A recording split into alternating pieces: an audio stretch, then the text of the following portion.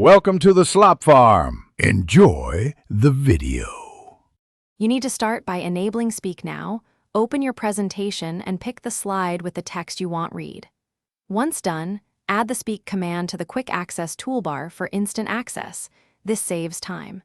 Select the text box, check the proofing language, and make sure your system TTS voice is installed and set.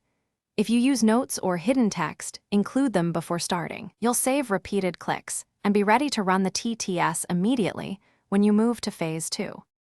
Now you run the core process. Select a text block and click Speak. You'll hear the TTS read while you watch timing. If phrases run together, split the text into smaller boxes and insert commas or ellipses so the voice breathes. Make sure to adjust the system voice and speaking rate in your OS settings for clarity, faster for summaries, slower for complex instructions. Once you confirm pacing, rehearse with slide, show mode, so narration matches animations and transitions precisely. Finish by recording the slideshow to capture timings and any live speak runs, then export the presentation as an MP4 so narration plays consistently across devices.